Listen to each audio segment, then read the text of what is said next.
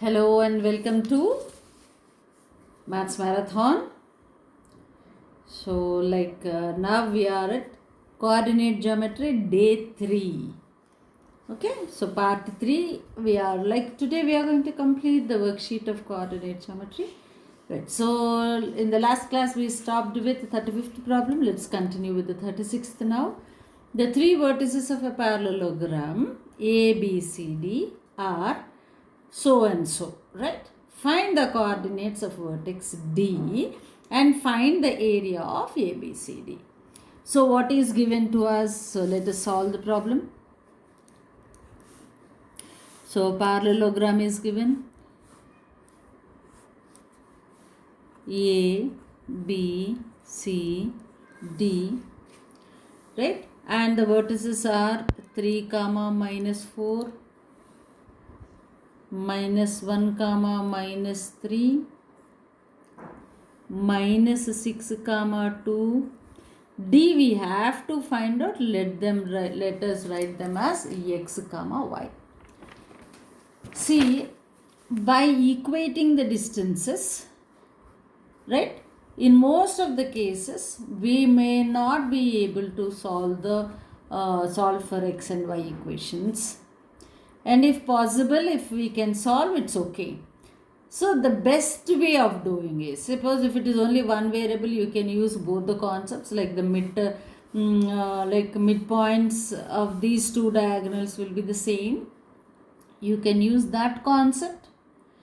Or if only one variable is here, the other one is given to us, then you can also use the distance formula and do as how we did in the previous cases.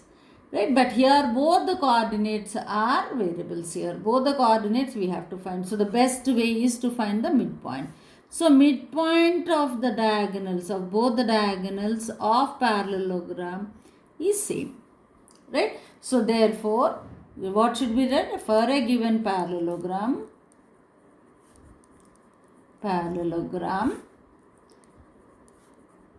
the point of intersection of the diagonals is their midpoint. This is important point. Okay, this is important point. So therefore, what are we going to do now? Right, we are going to solve for midpoint of these 2 points and midpoint between these 2 points. Right, so midpoint of DB is equal to, right, x plus of minus 1 by 2, y plus of minus 3 by 2, right, and that is equal to x minus 1 by 2, y minus 3 by 2. So we got the midpoint to be like this, and we need to find x and y, right? Now the next one, this is equal to the midpoint between A and C, right? So the next one, midpoint of A and C is, right, 3 plus of minus 6 by 2, minus 4 plus 2 by 2, because x1 plus x2 by 2, y1 plus y2 by 2. So let's simplify this. 3 minus 6 minus 3 by 2, minus 4 plus 2 minus 2 by 2, which is equal to minus 3 by 2, minus 1. Let us now, like what did we say already? The point of intersection, right? Midpoint is the point of intersection. That means both the midpoints are equal. So therefore, x minus 1 by 2 is equal to minus 3 by 2. You are equating the x coordinates. And y minus 3 by 2 is equal to minus 1. Let us solve for x here. So 2 will get cancelled. X minus 1 is equal to minus 3, or x is equal to minus 3 plus 1 is minus 2. Now for y minus 3 is equal to minus 2. Y is equal to plus 3 minus 2 is 1. So we got y is equal to 1 and x is equal to minus 2. Therefore, the coordinates of fourth vertex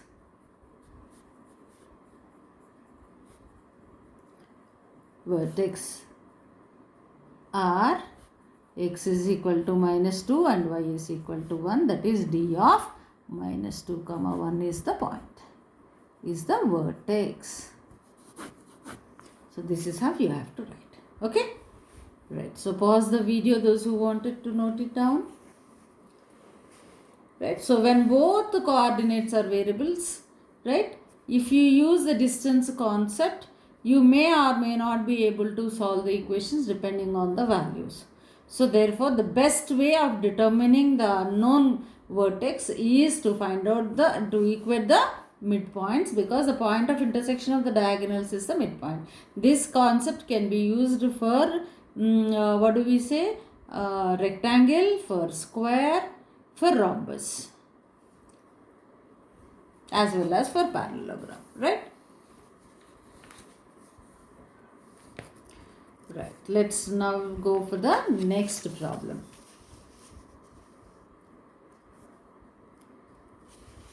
If the slope of the line passing through, 37th problem, if the slope of the line passing through the 2 points is represented by tan theta, where theta lies between 0 and 90, that means it is acute angle. In trigonometry, find angle. So first of all, let us find out the slope. What is the slope? y2 minus y1, that is 5 minus 3 by x2 minus x1 is 4 minus 2. 5 minus 3 is 2 by 2 is equal to 1. That means, but already I said slope means it is tan theta, which is equal to 1, implies theta is equal to 45 degrees. Same problems. Y is equal to x, y is equal to mx, m is the slope, slope is 1. So now the next one, 39th, 2 comma p is the midpoint of this, right? So therefore now 2 is already given, we want only the y coordinate. So now y coordinate of midpoint is equal to p is equal to y1 plus y2 by 2, which is equal to 5 plus 11 by 2 is 16 by 2, which is equal to 8. So therefore p is equal to 8. Right? So the next one. Mr. Gopal, aged 70, lives in his house at 4, 5. He goes to shop which is located at 5, 2 and then to a park located at 3, 6. Find the distance travelled by Gopal. Okay, so let's solve the problem here. So he started at point A, which is 4, 5, goes to the shop which is located at 5, 2, somewhere here, and then to a park located at 3, 6, right, somewhere here. Right? Randomly I am putting, not like with the coordinate values. If that is the case, it should come somewhere here. Okay. So let me take, this is B, this is C. Now AB, BC. So what is the total distance? Total distance is equal to AB plus BC. Let us find out AB. Right? So that is 5 minus 4 whole square plus 2 minus 5 whole square plus BC is square root of 3 minus 5 whole square plus 6 minus 2 whole square. 5 minus 4 is 1 whole square is 1. 2 minus 5 is minus 3 whole square is 9. Right? Plus 3 minus 5 whole square is minus 2 whole square is 4. 6 minus 2 is 4. 4 square is 16 under root. So this is root 10 plus root 20. Right? So this is what can you write? Root 2 into root 5 plus this one is root 5, 2 root 5. So root 5, if you take common, it is 2 plus root 2. This is the distance travelled. And also check if there are any substitution mistakes anywhere, simplification mistakes, you can make a correction. Okay, concept is important. Right, now let us see the next problem. The graph of y is equal to ax plus b is a straight line which intersects the x-axis at exactly one point, namely. Right, so now here y is equal to ax plus b is given. Here he is saying intersects at x-axis, means that at that point y is 0. Equate this to 0. So ax plus b is equal to 0 implies x is equal to minus b by a. So what is the concept? X coordinate is minus b by a, y coordinate is 0. So therefore D. Find the slope of the line which makes an angle 60 degrees with the positive direction of x-axis. So 60 degrees line. So slope is equal to tan theta. Theta is 60 degrees. Tan 60 is, right? So what is tan 60 is equal to? You can use all the concepts like basic concept like sine, cos, tan, or if you have watched my video like of a trick where you can remember all the 30 values, it is sine 60 by cos 60. Sine 60 is root 3 by 2, by cos 60 is 1 by 2, so therefore 2 will get cancelled. Tan 60 is equal to root 3. So what is the slope? Slope is equal to root 3. Right. The circle with center 2, 3 passes through a point 4, 5. Then find the radius of the circle. See, center of the circle is given to be 2, 3 and it passes through the point 4, 5. Radius is asked, that means the distance between these 2 points. So find the distance, substitute in the formula. I am writing just like that. x2 minus x1 whole square plus y2 minus y1 whole square. Substitute in this and find the radius. Now find the coordinates of the point which divides the line segment joining the points in the ratio 1:2 internally. And this one also p of x comma y is equal to, you know that one, m2 x1 plus m1 x2 divided by m1 plus m2 comma m2 y1 plus m1 y2 divided by m1 plus m2. Here this you will take m1 as m2 and this is x1, y1, x2, y2. Substitute in this and find. Okay, so I am not doing it, you only do it so that you can have a practice of this one. Right, A, B, C, 3 coordinates are given, points are given, and these are the vertices of the triangle ABC. And Raju said B is the centroid of the triangle. Do you agree? See, A, B and C are the vertices of a triangle ABC and B is the centroid.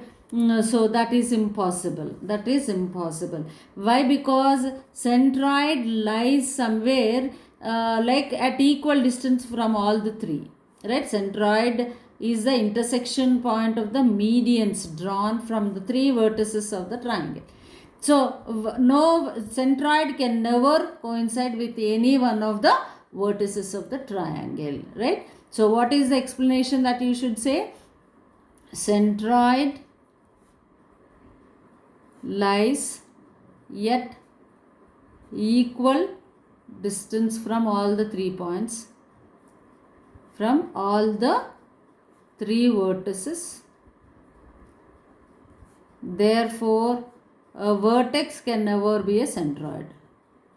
Can never be a centroid. This is how you have to write.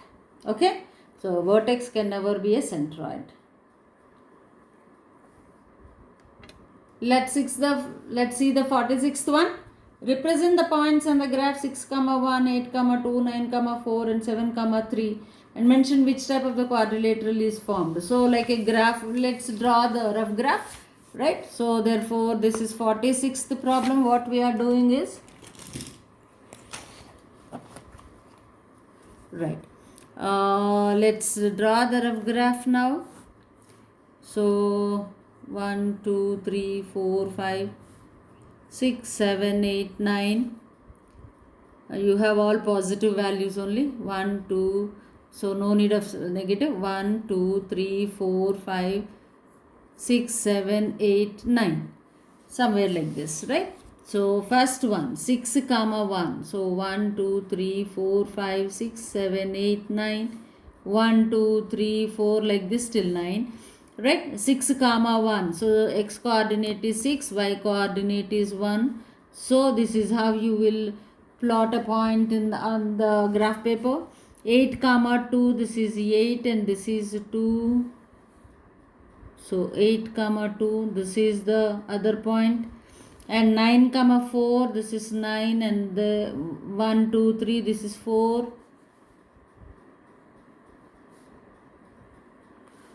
7 comma 3, the other one is 7 comma 3. 3 is somewhere here.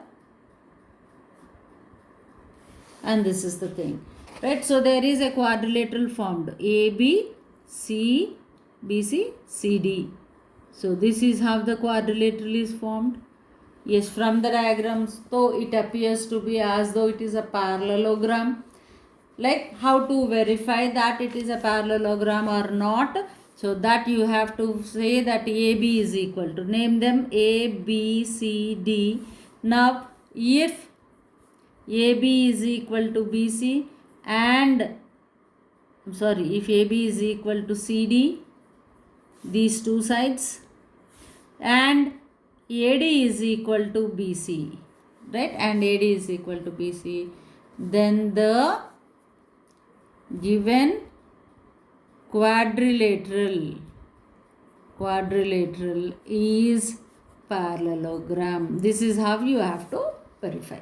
So how are you going to find the distance? That's all, right? Find AB.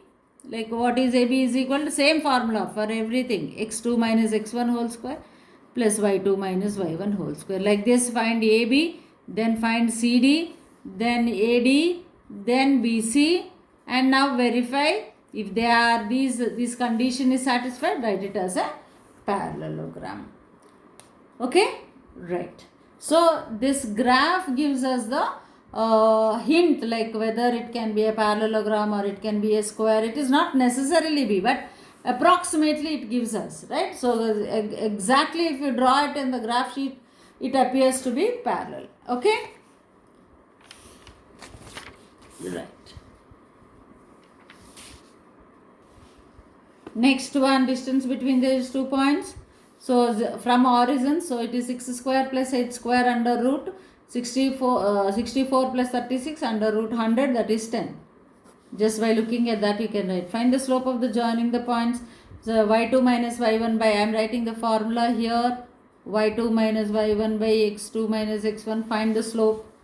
Find the point of concurrency of the medians of the triangle with vertices. What is the point of concurrency of medians? Point of concurrency of the medians means it is centroid.